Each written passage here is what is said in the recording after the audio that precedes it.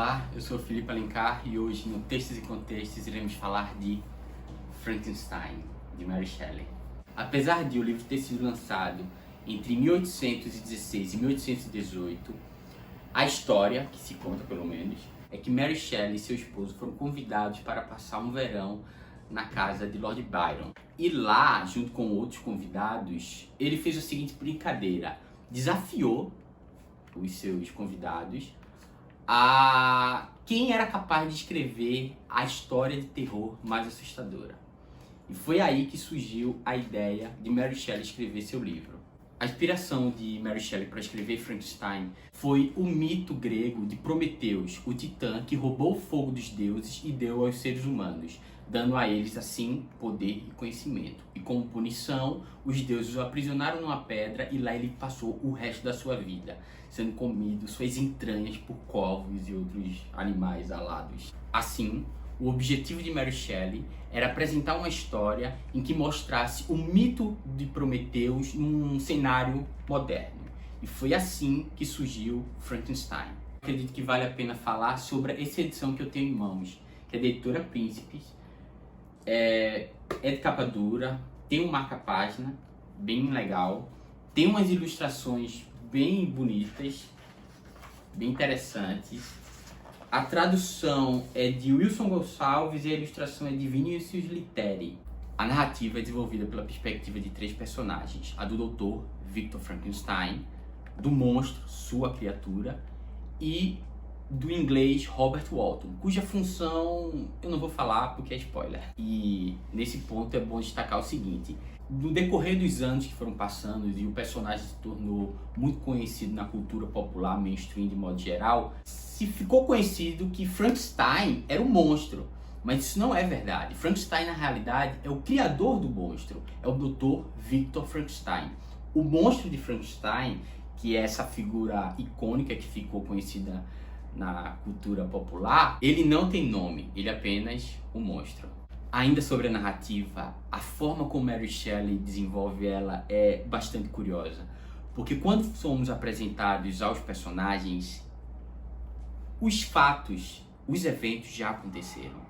Nós já temos uma ideia de que algo aconteceu, algo trágico, algo que marcou seus personagens. E é a partir desse ponto que a narrativa começa, a história começa a nos ser contada, a partir dessa visão retrospectiva dos eventos que aconteceram. E qual é o efeito disso? O efeito disso é que é criado um cenário de suspense. O leitor fica apreensivo, ele fica no estado de expectativa, querendo saber o que criou aquilo, quais foram os efeitos, quem provocou.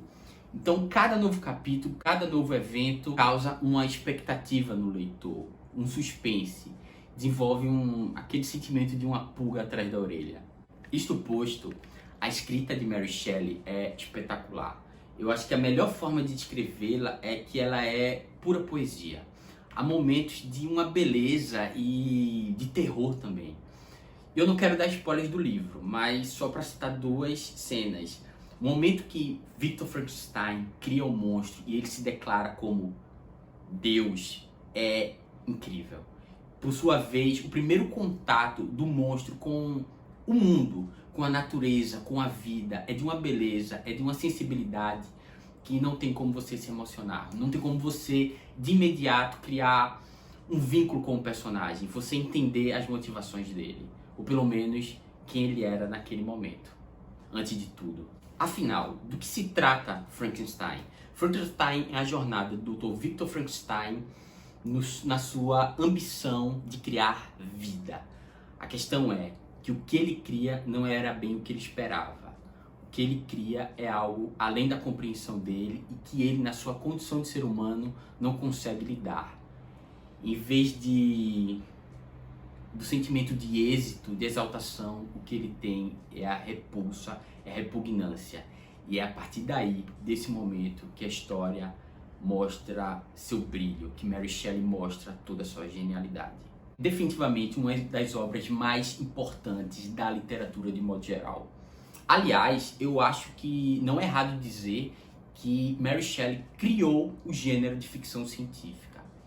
Por sinal, é em Frankenstein que pela primeira vez na literatura, pelo menos que eu tenho conhecimento, e se alguém tivesse uma informação contrária, por favor, escreva nos comentários, que é criado a figura, o conceito da inteligência artificial, porque é justamente isso que o monstro de Frankenstein é, uma criatura, uma criação de uma nova mente, uma construção de um ser novo. Isso nos leva a perceber que o livro é um livro de diversas camadas. A obra de Mary Shelley é fantástica, é fabulosa. Sinceramente, não há outra expressão para definir, para descrever esse livro. Logo de cara, nós temos o conceito do criador versus criatura. Nós temos uma questão social, que no caso aqui Mary Shelley relata a mais pura concepção do preconceito, que é da aparência. Antes mesmo da sociedade conhecê-lo, ou ter a chance de conhecê-lo, ele já é julgado pelas suas deformidades.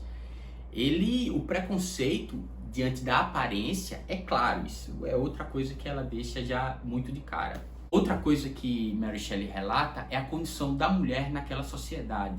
No caso, eu não quero dar nenhum spoiler, mas há um certo momento que nós temos dois personagens, cada um de um gênero distinto, cada um em circunstâncias muito particulares, muito semelhantes, entretanto, com resultados completamente diferentes.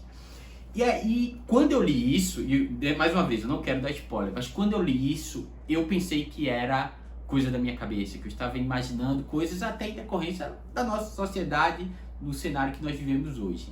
Mas aí eu descobri uma das curiosidades mais interessantes sobre o livro e sobre Mary Shelley. Mary Shelley é nada mais, nada menos do que filha de Mary Wollstonecraft, considerada uma das fundadoras e uma das principais autoras do feminismo ainda nos dias atuais.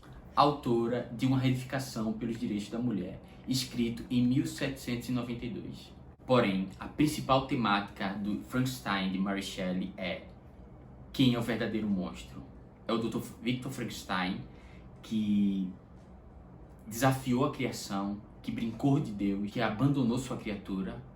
É o monstro que, de fato, comete atrocidades terríveis, entretanto, que é jogado nessa condição, porque no fim ele é apenas um fruto de um meio ao qual ele vivenciou.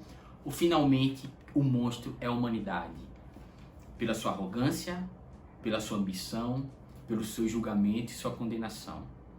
Eu acredito que esse talvez é o principal foco do livro, essa discussão central, quem é o monstro. Por sua vez, a obra continua tão atual e tão impactante na nossa cultura de modo geral, que o personagem do monstro de Frankenstein está praticamente impregnado na nossa cultura popular.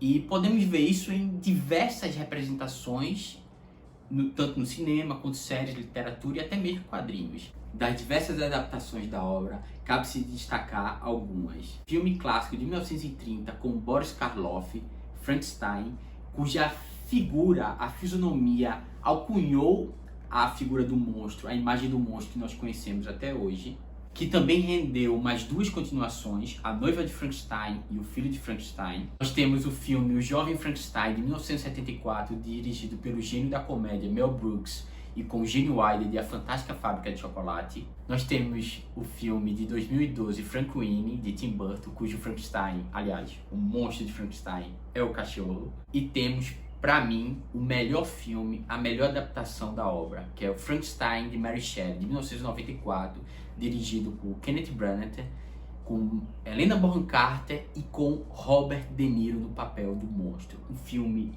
brilhante. Além disso, nós temos ainda o Frankenstein, o monstro do Hotel Transilvânia, que com Adam Sandler, que tornou o personagem extremamente popular entre as crianças.